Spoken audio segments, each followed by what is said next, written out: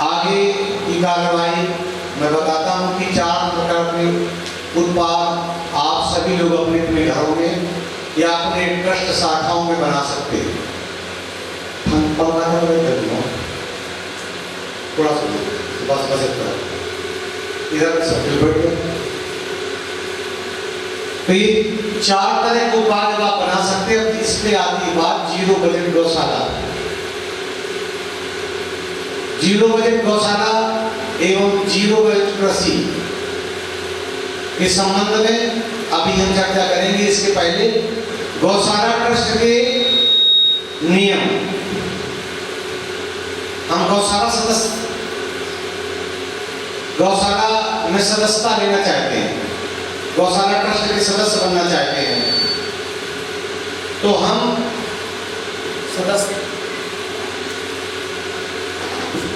सदस्यता ग्रहण कैसे करेंगे? तो उसके सारे नियम उपनियम अभी आपको बताए जाएंगे। बहुत ही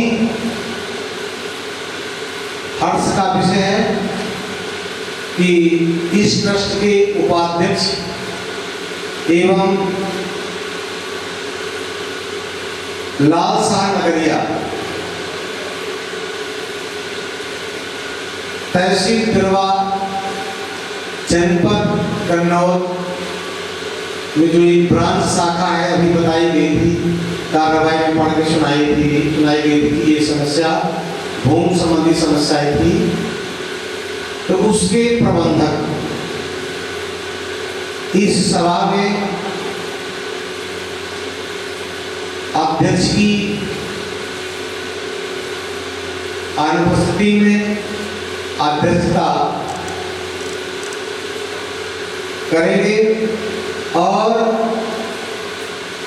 इन्होंने ऐसा एक दिव्य कार्य किया है। अस्पताल में तो सबकी सेवा कर रहे हैं, साथ साथ 38 गौवंशों का भरण पोषण अपनी कठोर कमाई से, कड़ी मेहनत, दिन रात जाग कर लगभग 9 लाख रुपए प्रति वर्ष व्यय करते हैं और चौथा वर्ष 4 वर्ष पूरे आज तक शासन और प्रशासन से कोई भी मदद नहीं दी। ऐसे दिव्य प्राणी, पुरुष तो नहीं कह सकते हैं, प्राणी देव आत्मा का होना इस कलयुग में बहुत ही अद्वितीय है। मैं उनके लिए शब्दों का कौन सा प्रयोग करूं जिससे उनकी प्रशंसा की जाए, तो मैं उनके चरणों में कोटि कोटि नमन करते हुए प्रार्थना करता हूं कि भगवान बांके बिहारी इनकी दीर्घायु करें ताकि इस ट्रस्ट का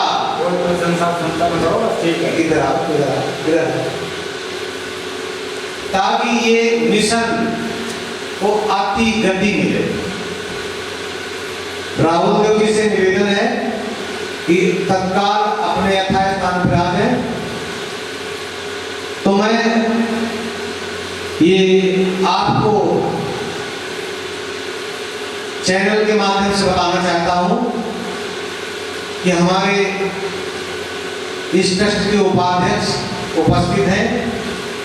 अब ये जो ट्रस्ट में उत्पाद निर्मित होते हैं उनका लेख प्रस्ताव यानी उनकी मंजूरी इनके द्वारा होगी। रेट का निर्धारण, जो जैविक अनाज, जैसे कि हमने अपने प्रबंधकों को बताया कि आपको जैविक खेती करनी है और वो जैविक अनाज तैयार कर अपने ट्रस्ट के जो मेंबर्स हैं, सदस्य हैं, उन तक पहुंचाना है, बिचौलियों तक नहीं जाना। और ये जैविक अनाज अपने ट्रस्ट के मेंबरों को यदि आप खिलाएंगे तो उनकी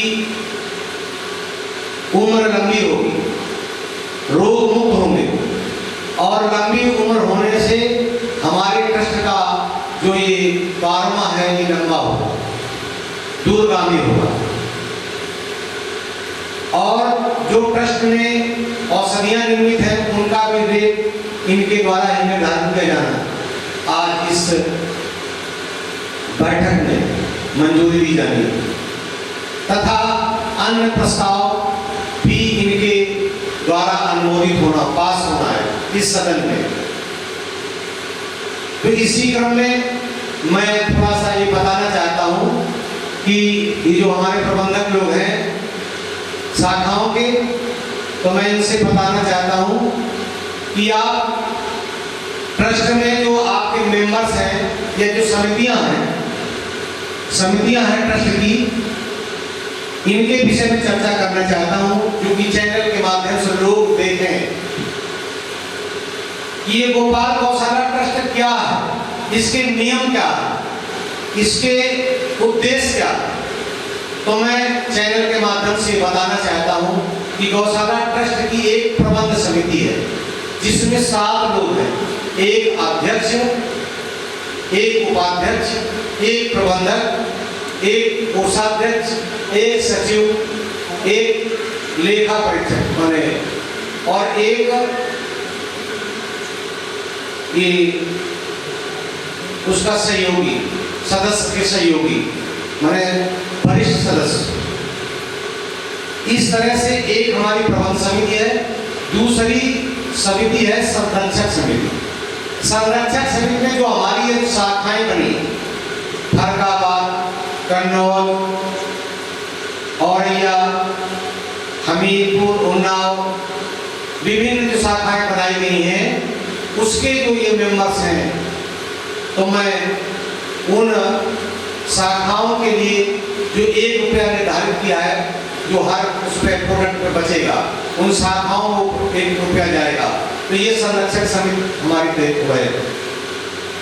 इसके बाद दूसरी समिति विशेष आमंत्रित समिति। विशेष आमंत्रित सदस्य में माननीय मुख्यमंत्री जी, प्रधानमंत्री जी और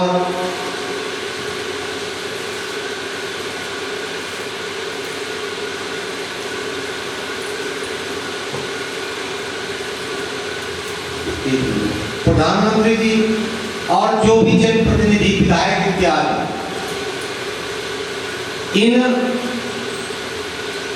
सब अधिकारी, जनप्रतिनिधि अधिकारी जो जिले स्तर पे हमारी समिति बनी है, वन विभाग, सिंचाई विभाग, लघु सिंचाई विभाग, कृषि विभाग, उद्यान विभाग और ग्राम विकास विभाग, पंचायती राज विभाग, और इस तरह से कई विभाग जोड़े गए हैं, एक समिति बनी है। तो ये लोग हमारे कार्यक्रमों में मुख्य अतिथि, विशिष्ट अतिथि, वक्ता और प्रवक्ता का कार्य करेंगे। उनको हम विशेष आमंत्रित सदस्य के रूप में जानते हैं। अगली समिति विधिक सलाहकार समिति। विधिक सलाहकार समिति में जैसे रिटायर्ड जज, रिटायर्ड हमारा कोई भी IAS PCS अधिकारी, कोई भी सेना से सेवानिवृत्त, उन्हें या अधिवक्ता, एडवोकेट, वकील, इनको हम विधिक सलाहकार समिति में लेते। तो इनका काम होगा कि हमें कानून बताएंगे, नियम बताएंगे, ट्रस्ट के संचालन के और तमाम सारे ऐसे नियम बताएंगे। उनको हम विशेष विधिक सलाहकार समिति के रूप में जानते हैं। इसी तरह से एक सामान्य समिति भी है। कोई भी व्यक्ति यदि हमारे ट्रस्ट से वर्ष में 1100 रुपए का, कम से कम 1100 रुपए का सामान क्रय करता है, तो सामान्य सदस्य का समिति मान्य होगा। इसी क्रम में यदि 2100 रुपए का सामान लेता है तो वो विशेष उससे उप समिति में आता है। इस प्रकार से 5 समितियां हमारे ट्रस्ट की हैं। और इसी तरह से जो सारी समितियों का जो कार्य है, दायित्व है, ठीक है, आगे ये कार्य हम ये रोकते हैं। और इसी क्रम में मैं अध्यक्ष महोदया से निवेदन करता हूं कि हमारे वीर साहसी और किस किस शब्द की उपमा दी जाए जो इस महान कार्य को कर रहे हैं, गौ सेवा कार्य को कर रहे हैं और इस ट्रस्ट के लिए सदैव हाजिर है, सेवारत है। तो इनका हम ट्रस्ट की ओर से कुछ सम्मान करना चाहते हैं।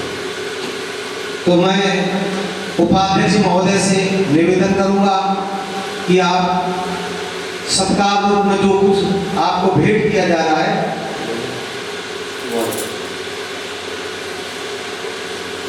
मास्क बहादुरी पर भगवान की ओर से आपको सम्मानित किया जा रहा है, जो आप इतना अद्वितीय कार्य कर रहे हैं इसके लिए।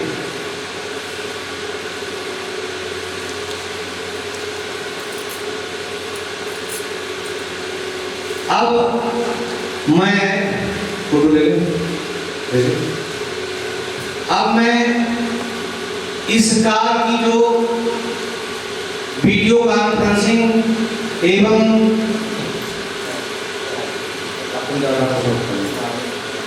तथा नेटवर्क चैनल का जो कार्य कर रहे हैं, ये हमारे अखिलेश जी, तो मैं राहुल जी से निवेदन करता हूं कि आप डॉक्टर साहब के माध्यम से ये सत्कार अखिलेश को दिलाएं।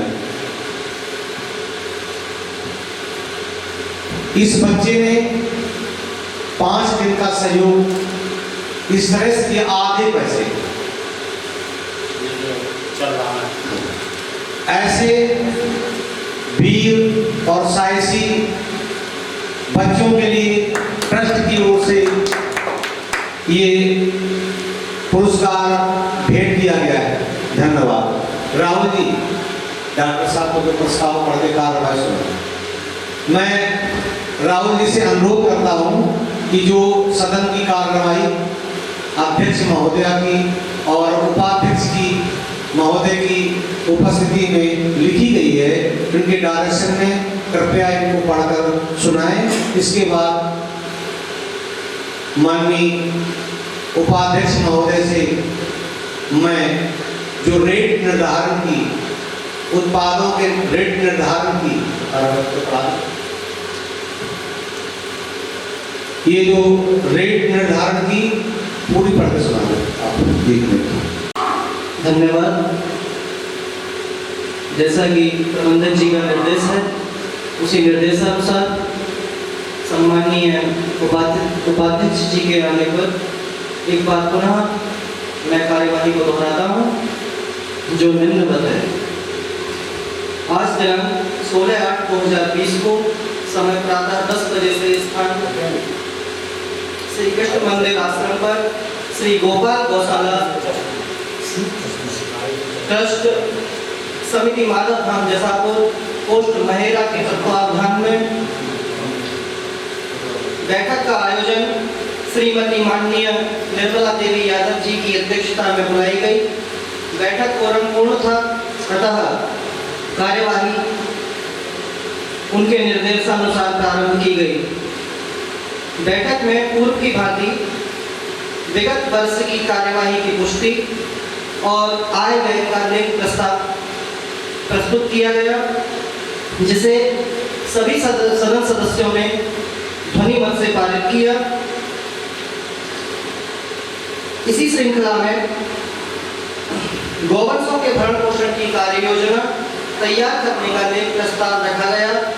बैठक में श्री गोपाल गौशाला में उपलब्ध गौवंशों के संरक्षण रखरखाव के संबंध में चर्चा हुई, जिसमें गौवंशों के भरण पोषण हेतु भूसा, चारा, दाना, घास, खल, चोकर आदि की उपलब्धता आयु के आधार पर विगत दिनांक 19/8/17 के संदर्भ में प्रस्ताव संख्या 5 में उल्लेखित विवरण को मान्यता दी गई।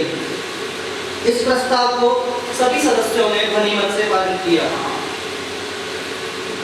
प्रस्ताव संख्या 4 के अनुरूप गौशाला शाखाओं के खाता संचालन व खाता खोलने एवं पंजीकरण हेतु एक प्रस्ताव रखा गया। बैठक में उपस्थित विभिन्न गौशालाओं के प्रबंधकों द्वारा अपनी अपनी शाखाओं का विस्तार पूर्वक वर्णन दिया गया, जिसमें श्री गोपाल गौशाला ट्रस्ट लीलावती गणेश धाम वैसुंधरा जनपद औरैया के प्रबंधक दर्शन सिंह जी द्वारा अवगत कराया गया कि उनकी गौशाला का खाता बैंक ऑफ बड़ौदा शाखा दिव्यापुर में खुल चुका है। पुनः इसी प्रकार श्री गोपाल गौशाला ट्रस्ट ग्यारी धाम बरहट बांगर बिठूर कानपुर नगर का खाता भारतीय स्टेट बैंक की शाखा मंदना में खुल चुका है। पुनः श्री गोपाल गौशाला ट्रस्ट गोपाल धाम नगलापुर सिकंदरपुर अगू तहसील कायमगंज जिला फर्रुखाबाद के प्रबंधक श्री गिरन सिंह यादव ने प्रस्ताव रखा कि उनके द्वारा भारतीय स्टेट बैंक शाखा कंपिल जिला फर्रुखाबाद तथा ग्रामीण बैंक शाखा सिवारा जिला फर्रुखाबाद के बैंक शाखा फर्रुखाबाद प्रबंधकों से संपर्क स्थापित किया गया, जिसमें संबंधित शाखा प्रबंधकों ने खाता खोलने से मना कर दिया। अन्य गौशाला प्रबंधकों के द्वारा भी इसी प्रकार की समस्याओं से अवगत कराया गया।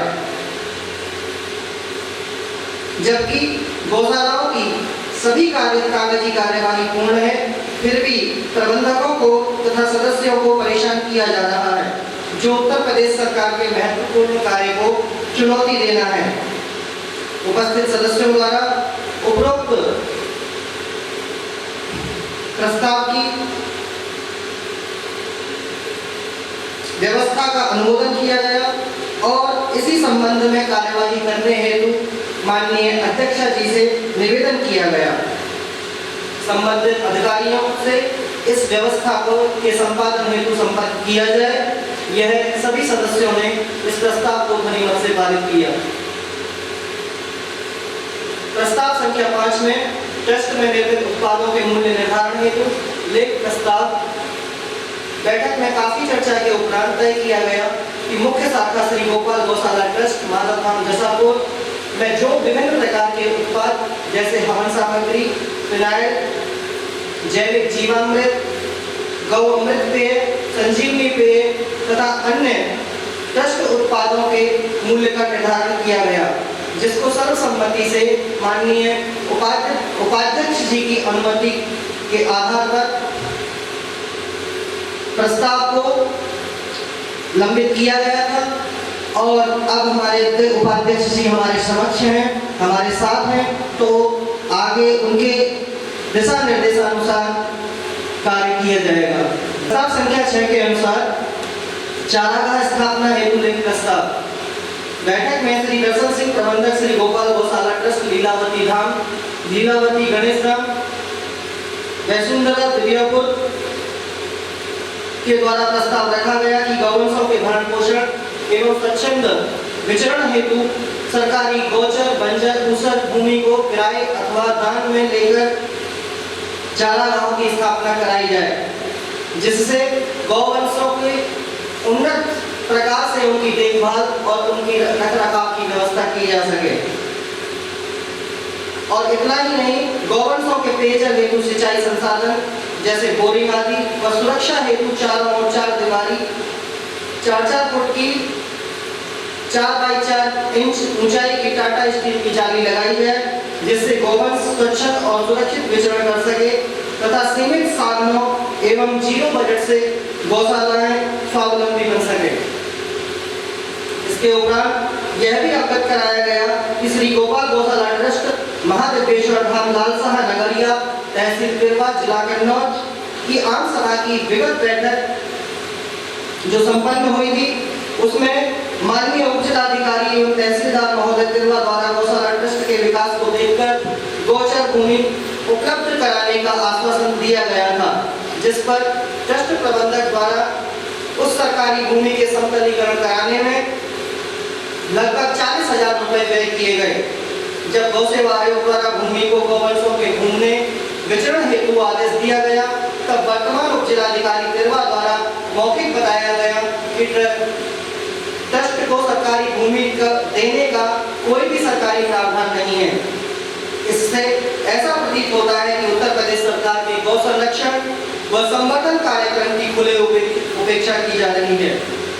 उपरोक्त प्रस्ताव को सदन द्वारा ध्वनिमत से पारित किया गया तथा उपरोक्त संदर्भ में कार्यवाही करने हेतु माननीय अध्यक्ष एवं प्रबंधक महोदय से निवेदन किया गया। माननीय उपाध्यक्ष महोदय से आग्रह करूंगा कि ये जो विभिन्न उत्पाद आपके ट्रस्ट में बनाए जाते हैं, इनके रेट निर्धारण हेतु आपका सुझाव क्या है या अन्य सुझाव इस गौशाला के जो विभिन्न प्रबंधक बैठे हैं इनके लिए आपका या ट्रस्ट के उत्थान के लिए आपका विचार और सुझाव आप प्रस्तुत करें। हाँ, तो अब हमारे उपाध्यक्ष महोदय ये जो उत्पाद इस ट्रस्ट में बन रहे हैं उसका रेट निर्धारण करेंगे तथा अन्य सुझाव सलाह शाखाओं के बारे में तथा प्रधान शाखा के बारे में सलाह सुझाव देंगे, उनका अनुपालन हम सभी लोग करेंगे। धन्यवाद। निश्चित हुआ है वो बहुत ही उल्लास का दिन है। ऐसा चयनित किया गया श्री कृष्ण भगवान का जन्मोत्सव तिवार छठी का आयोजन कल है। इसी बीच में ये गौ सेवा आयोग समिति की बैठक का आयोजन किया गया। ये बहुत ही सौभाग्यशाली समय है हम सभी लोगों के लिए। ये क्षण परम सौभाग्यशाली है और ये कई वर्षों से इस तरह से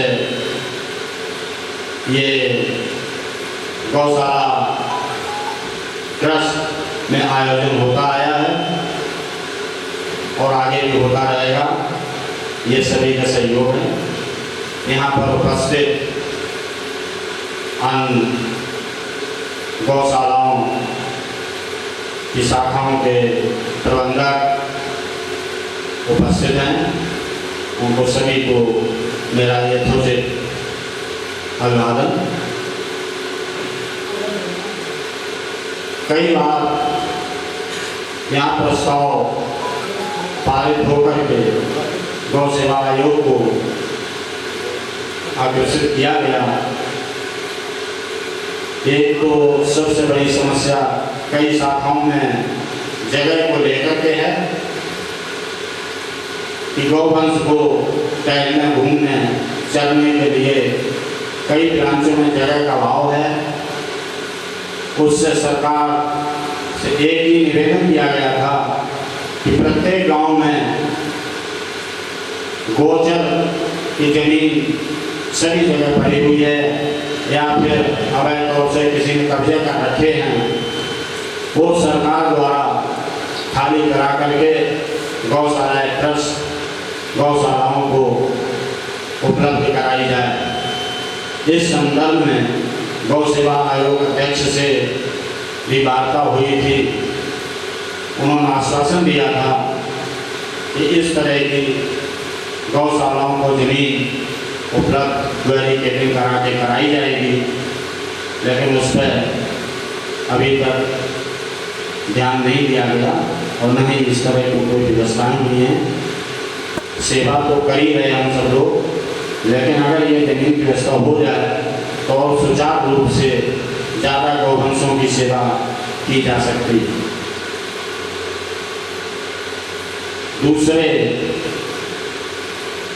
आज तक किसी भी ब्रांच को या मेन शाखा को सरकार की तरफ से कोई भी अनुदान कई शाखा में तो लेने की इच्छा ही नहीं रखी। कुछ लोगों ने रखी, आश्वासन दिया प्रति गौवंश 30 रुपये प्रतिदिन का खर्चा सरकार देगी, लेकिन उसका भी अभी मेरे ख्याल से किसी भी ब्रांच को लाभ नहीं मिला और न ही दिया गया। केवल आश्वासन वहाँ से मिलता रहा। दूसरे, इन लोगों ने कुछ सोलर पंप के लिए और गैस प्लांट के लिए भी आश्वासन दिए थे कि कुछ शाखाओं में उपलब्ध कराएंगे। अभी भी हमारे समझ में किसी शाखा में इस तरह की उपलब्धता नहीं कराई गई। हम लोग तो प्रयासरत हैं जिससे ये सुविधाएं अगर हो जाए तो ज़्यादा से ज़्यादा गौवंशों की सेवा की जा सके।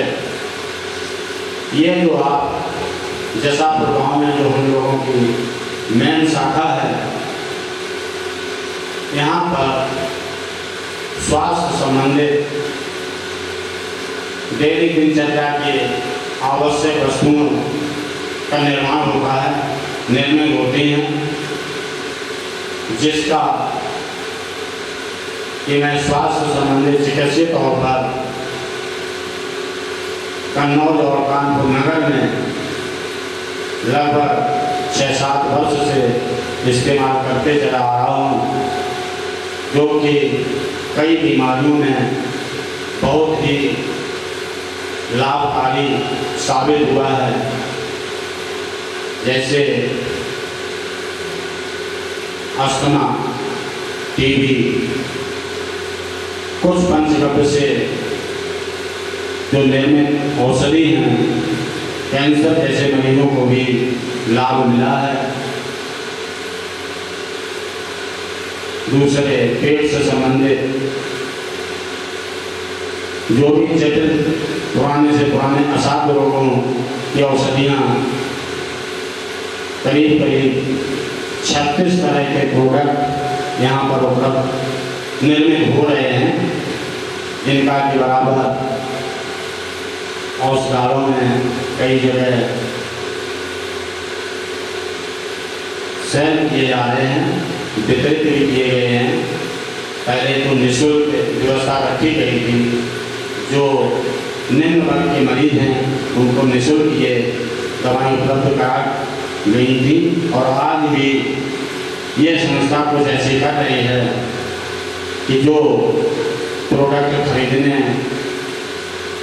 के लायक नहीं हैं उनको फ्री में उपलब्ध कराए जा रहे हैं।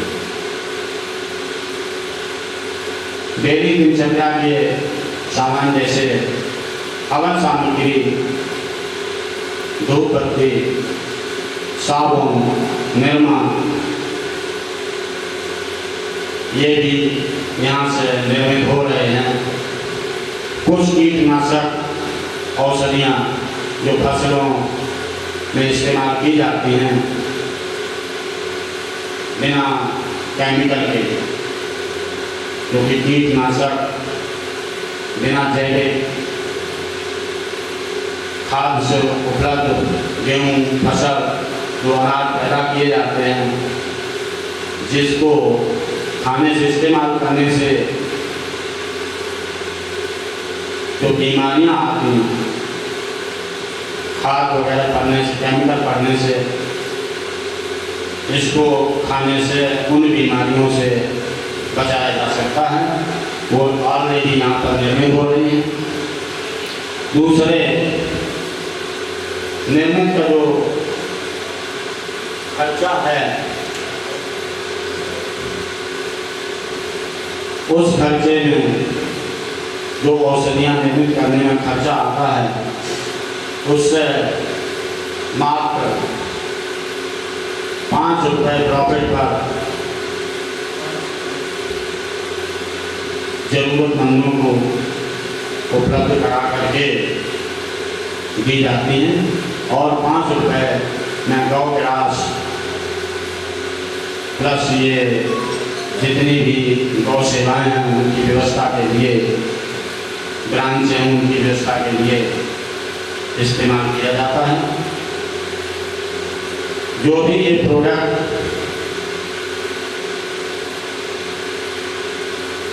ब्रांचों शाखाओं में लिए जाएंगे, 20% प्रॉफिट पर वो आदमी घर में भी इस्तेमाल करे, अपने मित्रों को, पड़ोसियों को, क्योंकि उनसे किसी भी प्रकार की कोई हानि नहीं है, लाभ अनेक है। और ये औषधियाँ सब पंचगव्य से निर्मित हैं, कोई भी किसी तरह का केमिकल यूज नहीं होता।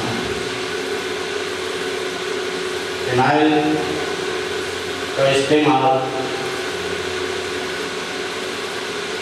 जिसमें पंचगव्य का ही तत्व उपलब्ध है। कुछ समय पहले जब कच्चे फर्श हुआ करते थे तो कोई भी शुभ या अशुभ कार्य होता था, गौ माता के गोबर से ही लिपाई करके, सफाई करके ही उस पर कार्यक्रम संपन्न होते थे। आज के समय में कच्चे फर्श हैं ही नहीं, तो इसलिए यहाँ के समिति ने इस तरह से एक फिनाइल को तैयार किया है जो पक्के फर्श पर पोंछा लगाने से वाष्प दोष दूर होता है। पोंछा लगाने के बाद कोई भी शुभ कार्य उसमें संपन्न किया जा सकता है। वही चीज़ उसमें जो गोबर में उपलब्ध रहती है वो इस फिनाइल में उपलब्ध करके इस्तेमाल करने के लिए, जो कि वास्तु को दूर करेगी।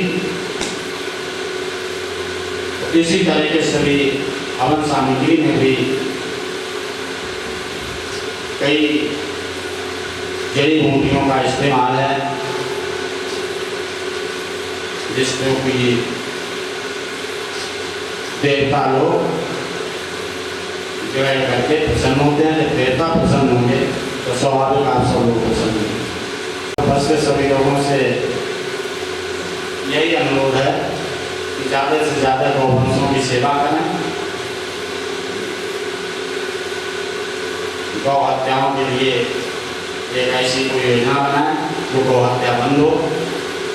सब लोग मिलकर के इसमें सहयोग करेंगे तभी ये आयोग तक, सरकार तक हम लोगों की आवाज़ पहुँचेगी। गौ हत्या सबसे बड़ा पाप है। गौ सेवा हो, गौ रक्षा हो, ये लक्ष्य रखना चाहिए। हमारी गौशाला में ये यहाँ के प्रबंधक साहब जाते रहते, कई लोग गए, दूध वाली गाय की व्यवस्था नहीं रहती। आप यकीन नहीं करेंगे, जिस गौशाला में 40 गाय हों और उस पर भोले शंकर का सेवार्चन करने के लिए दूध मोल आता हो, गांव से दूसरी जगह से दूध मंगा करके कि भोले भगवान को रुद्राभिषेक होना है तो दूध खरीदा जाए। लेकिन जो भी गौ सेवक हैं वो उतने उत्साह के साथ सेवा करते हैं जैसे दूध वाली गाय की जाती है। मेरा खुद ये लक्ष्य रहता है कि गौ के दूध के लालच में तो सभी सेवा करते हैं, तो ऐसी गाय हो जिससे कोई किसी तरह की उपलब्धता न हो, ऐसे गौवंश की सेवा करने का विशेष श्रेय है, बहुत लाभ है। तो गौ सेवा का भाव हर एक अंदर होना चाहिए, करना चाहिए। यहाँ पर सभी उपस्थित सदस्यों को, जो भी यहाँ पे मौजूद हैं, उनको बहुत बहुत धन्यवाद। ऐसे समय पर आकर के आप लोग यहाँ हम लोगों का उत्साह बढ़ाया और आगे यहाँ पर इसी तरह से उत्साह बढ़ाते रहें, तो आगे कार्यक्रम होते रहें। वाद्य जी को, अपने प्रबंधक जी को धन्यवाद देता हूँ। जिन्होंने प्रतिवर्ष, जैसा कि भी हमने अवगत कराया था कि 9 लाख रुपया प्रतिवर्ष खर्च करते हैं। अभी 2.5 लाख का प्रोजेक्ट हम लोगों ने बनाया है। वहाँ जो जाली का जो प्रस्ताव हमने रखा है वो भी अपनी निधि कमाई से, और ये भी नहीं इनकम टैक्स बचाते हुए। और जैसा हमने आपको अवगत कराया था आने के पहले कि 40 गौवंशों की सेवा, जो बिना दूध वाली गाय हैं उनकी सेवा हो। 9 लाख रुपया अपने पास से 9-10 लाख रुपया प्रतिवर्ष खर्च करना एक बहुत बड़ी बात है, और बहुत बड़ी ये हम कृपा मानते हैं कि रात दिन मेहनत करके ऐसा अद्वितीय कार्य करने वाले इस समाज और इस दुनिया में बिरले। तो मैं अब आगे की आज की इस सभा की बैठक समाप्त करते हुए अपने उपाध्यक्ष महोदय को, जो यहाँ की इस समय व्यवस्था की गई है, बैरिकेडिंग टीम जो 0 बजट कृषि और 0 बजट गौशाला को हम दिखाएंगे। इसके बाद उनसे जो मार्गदर्शन मिला है उसका ही अनुकरण करते हुए हम आगे बढ़ेंगे। साथ ही मैं अपने जो गौशाला ट्रस्ट के प्रबंधक हैं और कुछ चले गए हैं, कुछ कल आएंगे, उनसे भी मैं ये गुजारिश करूंगा कि भीख मत मांगिए, मजदूरी करके गौ सेवा करना, गौ मां की सेवा करना। ये हमारे उपाध्यक्ष महोदय के विचारों और उनके कार्यों का अनुसरण करते हुए अपने मार्ग को गति दें। धन्यवाद।